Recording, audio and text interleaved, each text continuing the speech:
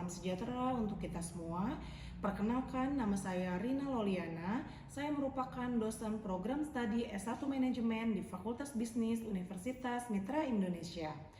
Sebagai seorang dosen, saya selalu melakukan tugas wajib saya yaitu Tridharma, yang salah satunya adalah pengajaran. Salah satu mata kuliah yang saya ajar adalah mata kuliah Manajemen Sumber Daya Manusia, di mana mata kuliah ini memiliki bobot 3 SKS, dan mata kuliah ini adalah mata kuliah wajib bagi mahasiswa S1 Manajemen yang mengambil konsentrasi Manajemen MSDM. Proses pembelajaran yang saya terapkan menggunakan metode DIA, yaitu Delivery Interaction Assessment. Delivery merupakan proses pembelajaran yang mencakup penyampaian materi mata kuliah, di mana proses tersebut saya lakukan dengan metode penyampaian menggunakan PowerPoint atau modul. Kemudian selanjutnya interaction merupakan interaksi saya kepada mahasiswa selama perkuliahan, di mana mahasiswa diharapkan aktif saat saya menjelaskan materi perkuliahan, yang kemudian akan dibuka sesi diskusi setelah materi selesai disampaikan, sehingga proses dilaksanakan secara dua arah. Dan yang terakhir, pendekatan pembelajaran asesmen, yaitu penjelasan teknik penilaian yang saya lakukan terhadap kemampuan mahasiswa dalam mengikuti mata kuliah Manajemen MSDM. Sebelum saya melakukan perkuliahan, saya akan mengevaluasi pertemuan sebelumnya dan menjelaskan dan membuat kontrak pembelajaran yang disepakati bersama dosen atau mahasiswa. Kontrak perkuliahan dan bobot mata kuliah yang saya buat mengikuti ketentuan perkuliahan pada rencana pembelajaran semester atau RPS. RPS Manajemen SDM dibuat bersama tim pengajar mata kuliah sebelum proses pembelajaran dimulai. Baiklah, adapun poin yang saya jelaskan saat ini yang merupakan cakupan RPS Manajemen SDM, yaitu MSDM sebuah pendahuluan, strategi dan analisis MSDM, analisis dan perancangan jabatan, perancangan dan perekrutan SDM seleksi, pelatihan dan pengembangan karyawan, pengelolaan dan penilaian kinerja manajemen karir, perencanaan sumber daya manusia, analisis jabatan, keselamatan dan kesehatan kerja, manajemen SDM global, pembahasan kasus MSDM komprehensif.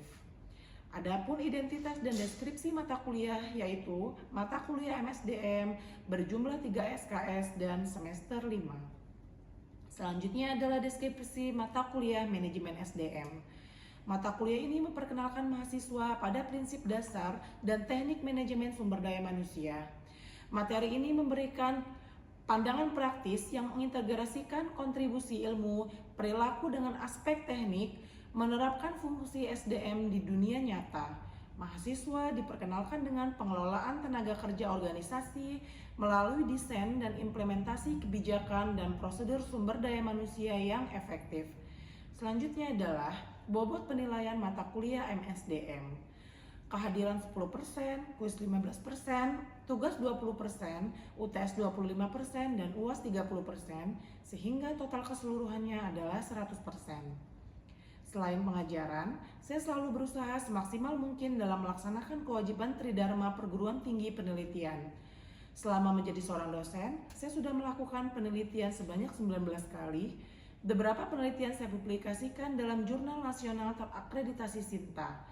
Di antaranya, mediasi komitmen kerja pada pengaruh budaya organisasi dan kepemimpinan terhadap kinerja karyawan pada PT Jaya Abadi Pustaka yang dapat dilihat di link di bawah ini. Kemudian selanjutnya, peran mediasi kepuasan kerja pada pengaruh retensi karyawan dan loyalitas kerja terhadap karyawan pada PT Cipta Karya Mandiri yang dapat dilihat pada link di bawah ini. Kemudian selanjutnya, pelatihan kewirausahaan bagi siswa SMK BLK Bandar Lampung sebagai upaya menumbuhkan jiwa kewirausahaan yang dapat dilihat di link di bawah ini. Beberapa penelitian lainnya juga saya publikasikan dan disitasi oleh peneliti lain yang dapat dilihat pada link Google Scholar saya di bawah ini. Baiklah, selanjutnya Tridharma lainnya adalah pengabdian kepada masyarakat. Sejak saya menjadi seorang dosen, saya telah melakukan pengabdian kepada masyarakat sebanyak 12 kali, yang mana dalam 1 tahun akademik saya melakukan 2 kali kegiatan PKM. Kegiatan tersebut memberi kesempatan saya dalam memberi informasi dan kontribusi lebih kepada masyarakat luas, memberikan pengalaman yang sangat bermanfaat bagi saya dan sharing ilmu yang berguna. Selain itu, saya mengembangkan hasil dari kegiatan pengabdian kepada masyarakat, kemudian saya sajikan dalam bentuk laporan dan publikasi ilmiah. Di antaranya, pelatihan kewirausahaan bagi siswa SMK BLK Bandar Lampung sebagai upaya menumbuhkan jiwa kewirausahaan yang dapat dilihat di link di bawah ini. Kemudian, pelatihan perencanaan keuangan keluarga bagi ibu-ibu PKK Desa Kecapi, Kecamatan Kalianda, Lampung Selatan pada link di bawah ini. Kemudian, pelatihan pengelolaan sumber daya manusia, konsep kewirausahaan dan pemasaran digital bagi UMK di Desa Beranti Raya, Lampung Selatan yang dapat dilihat di link di bawah ini. Dan yang terakhir adalah pelatihan akuntansi dasar bagi usaha mikro kecil di SMK Global Surya yang dapat dilihat di link di bawah ini. Baiklah, selanjutnya saya akan menampilkan cuplikan pembelajaran mata kuliah Manajemen SDM secara luring di ruang kelas. Assalamualaikum warahmatullahi wabarakatuh. Waalaikumsalam warahmatullahi wabarakatuh. Baiklah, teman-teman semuanya, hari ini kita akan membahas mengenai analisis jabatan. Tapi sebelumnya, saya perintahkan kepada Nadir untuk memimpin doa dulu. Silakan Nadir. Sebelum memulai kelas pada pagi hari ini, marilah kita berdoa untuk agama dan budaya masing-masing. Berdoa memulai.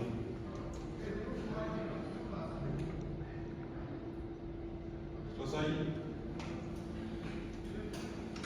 Baik, selanjutnya saya akan mengevaluasi mata kuliah kita sebelumnya ya, yang minggu lalu tentang perencanaan SDM.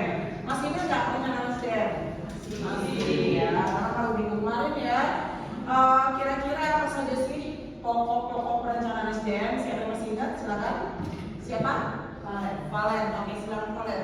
Perencanaan untuk kebutuhan masa depan. Perencanaan untuk kebutuhan masa depan. Oke, kemudian ada yang tahu lagi? Siapa? Maita. Iya, gimana? Perencanaan untuk keseimbangan masa depan. Oke, perencanaan untuk keseimbangan masa depan. Kemudian selanjutnya, ya, Perencanaan untuk perekrutan dan seleksi atau untuk pemberhentian sementara. betul, perencanaan untuk perekrutan atau seleksi sementara ya, perekrutan karyawan, seleksi karyawan ya, itu harus ada di perencanaan SDM ya. Baiklah, kita ke materi selanjutnya yaitu analisis jabatan. Teman-teman, analisis jabatan adalah proses menganalisis kebutuhan suatu pekerjaan dengan cara mengumpulkan dan mengevaluasi informasi tentang uraian pekerjaan, kemudian persyaratan suatu pekerjaan dan standar pencapaiannya ya. Jadi pada setiap perusahaan itu wajib menentukan job deskripsinya ya. Karena kalau seandainya tidak ditentukan job desk-nya, pekerjaan berantakan nggak? Berantakan ya. Jadi tugas manajer apa, tugas marketing apa, tugas staf administrasi apa, jadi semua harus jelas biar nggak tumpang tindih ya. Itulah gunanya job analis ya. Di antara kalian nanti kalau ada yang sudah bekerja pasti kalian diberi job deskripsi ya. Kira-kira kalian tuh harus ngapain dari A sampai Z, semuanya pasti dijelaskan. Dan biasa itu sudah tertuang dalam tulisan ya. Paham? Paham ya. Selanjutnya adalah ciri khas analisis jabatan. Yang pertama, kegiatan serta karakteristik pekerjaan. Seperti yang Ibu jelaskan tadi, kegiatannya harus jelas ya. Karakteristik pekerjaannya bagaimana ya. Kemudian selanjutnya, keterkaitan dengan lainnya. Keterkaitan pekerjaan kita dengan lainnya itu bagaimana ya. Misalnya nih, saya seorang marketing. Keterkaitan saya dengan administrasi apa? Ya, bisa jadi berkas saya setelah saya dapat kalau saya di bank ya, saya dapat nasabah, saya berikan kepada administrasi ya. Jadi semua ada keterkaitannya, paham? Paham. Kemudian standar hasil kerja. Semua pekerjaan ada standar hasilnya, ya. Kira-kira akan jadi seperti apa hasilnya? Apakah akan menjadi sebuah laporan, ya? Apakah akan menjadi sebuah surat atau bagaimana? Semuanya ada standarnya, ya. Kemudian dampak terhadap keuntungan dan penganggaran. Kira-kira pekerjaan itu berdampak nggak sih sama keuntungan, sama penganggaran, ya? Contohnya kita ambil aja dari marketing, ya. Berguna nggak sih? Ya, pekerjaan itu pasti berguna, ya. Kemudian selanjutnya peralatan fisik yang dipakai. Kalau staf administrasi dia butuh apa? Kalau staf administrasi dia butuh apa? Komputer, ya. Administrasi ada nggak ya komputer? Ada, ya. Jadi dia harus punya komputer, harus punya pena, semuanya harus punya, ya. Kemudian kemampuan dan keterampilan yang diperlukan. Setiap karyawan harus memiliki keterampilan dan kemampuan yang diperlukan, apalagi di perusahaan. Jadi sembarangan, makanya ada yang namanya wawancara, ada yang namanya tes, ya. Itu gunanya kemampuan yang harus dimiliki, ya. Kemudian selanjutnya, dalam rangka memperoleh analisis yang akurat, Departemen SDM, siapa sih Departemen SDM? Ada yang tahu nggak?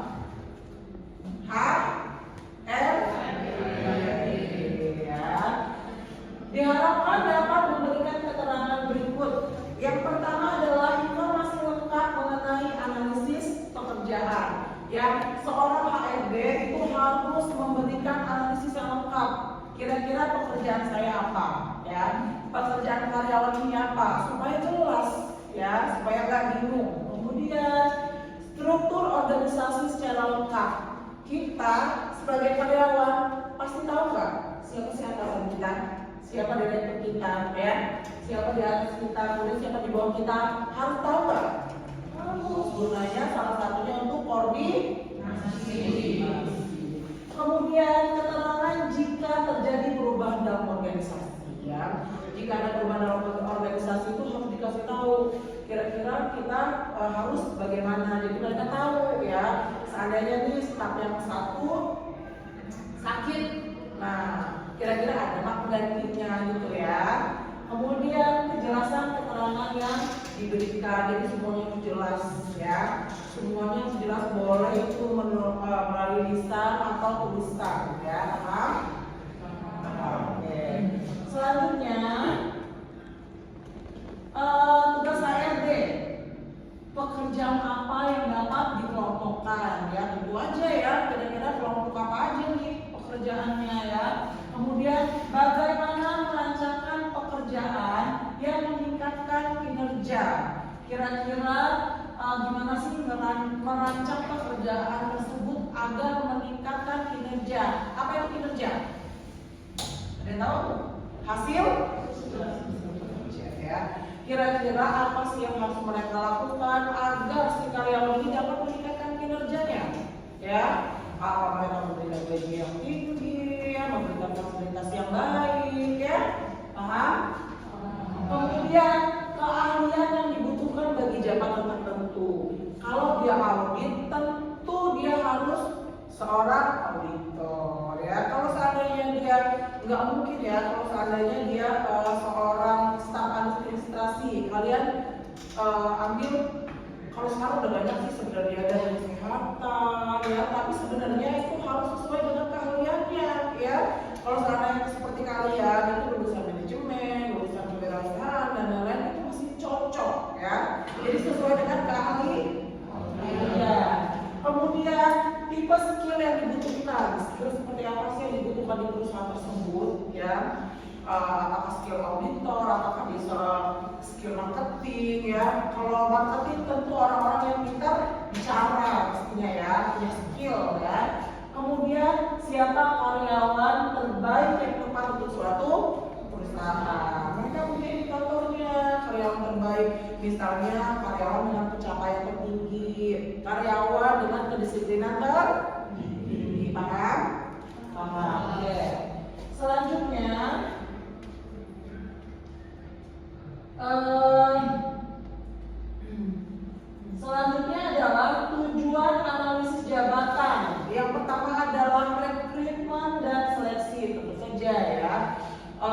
kita harus menganalisis jabatan untuk tahu dulu deskripsi jabatan semuanya itu untuk mengetahui untuk proses rekrutmen dan seleksi supaya nggak salah ya ketika kita rekrutmen dan seleksi karyawan ya.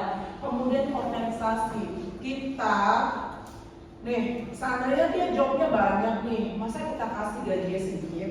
Pantas nggak? Pantas ya. Jadi job deskripsi itu untuk menentukan kompensasi gaji. Dan kemudian evaluasi pekerjaan untuk mengevaluasi pekerjaan kira-kira nih pekerjaan ini cocok nggak sih dengan job deskripsi yang ini? Gitu, paham? Baiklah, ada yang mau tanya? Ya, siapa namanya? Iqbal, silakan Iqbal. Gimana Iqbal? Apakah analisis akan individual? Bagaimana jika tidak dapat dilakukan analisis jabatan? Oke, bagus sekali ya pertanyaannya. Apakah analisis sangat dibutuhkan? Bagaimana jika suatu perusahaan tidak menggunakan analisis jabatan? Ada yang tahu nggak? Kan tadi udah dijelasin. Ya, siapa namanya? Winnie. Oke, silakan Winnie. Karena pekerjaan akan gagal karena tidak tahu job deskripsinya. Betul sekali ya, seperti yang disampaikan tadi, pekerjaannya pasti gagal total karena mereka tidak tahu job deskripsinya apa. Ngapain? Mau duduk aja, kan nggak mungkin. Mau mengerjakan kerjaan yang lain, bisa jadi kerjaan yang lain sudah dikerjakan dengan staf yang lain. Kemudian ada lagi yang tahu? Ada lagi yang tahu? Made? Ya Bu, Tahu jawabannya? nomor 2. Iya. Untuk menentukan kemampuan serta pengetahuan yang diperlukan oleh suatu jabatan. Untuk mengetahui kemampuan serta pengetahuan dalam sebuah jabatan, ya betul ya. Jadi untuk mengetahui kemampuan kira-kira apa, misalnya dalam sebuah perusahaan itu butuh seorang manajer, berarti kita membutuhkan orang-orang yang seperti apa. Dalam suatu perusahaan butuh audit, kita butuh orang-orang yang seperti apa ya. Betul sekali ya Nadia. Yang lain? Ada yang tahu lagi? Ya, siapa namanya? Naura, silakan Naura. Untuk mempermudah rekrutmen karyawan dan melatih skill di perusahaan. Betul. Ini yang dijelaskan ya, untuk mempermudah perekrutan karyawan dan skill apa yang dibutuhkan oleh perusahaan. Ada lagi? Iya, siapa namanya? Sifat, silakan Sifat. Mengetahui skill yang dibutuhkan perusahaan. Iya, seperti yang disampaikan dengan Naura ya, mengetahui skill yang dibutuhkan perusahaan. Pastilah ya, semua perusahaan itu pasti butuh sekali mengetahui kira-kira karyawannya punya skill apa yang dibutuhkan di perusahaan tersebut ya. Baiklah, kira-kira sudah paham semua? Sudah cukup ya. Untuk selanjutnya, Ibu akan membagi kalian menjadi 5 kelompok ya. Nanti kalian akan Ibu beri tugas untuk menganalisis job deskripsi. Tapi menganalisisnya beda-beda. Seandainya kelompoknya Naura itu menganalisis job deskripsi direktur. Kemudian kelompoknya Made menganalisis job deskripsi manajer. Ya, nanti akan Ibu bagi kelompok, akan diberikan kalian yang akan mencari ya job deskripsinya apa saja ya. Nanti akan kalian presentasikan di depan kelas ya. Oke, paham semuanya? Baiklah, kalau paham, Ibu akhiri perkuliahan pada pagi hari ini. Terima kasih semuanya. Wassalamualaikum warahmatullahi wabarakatuh.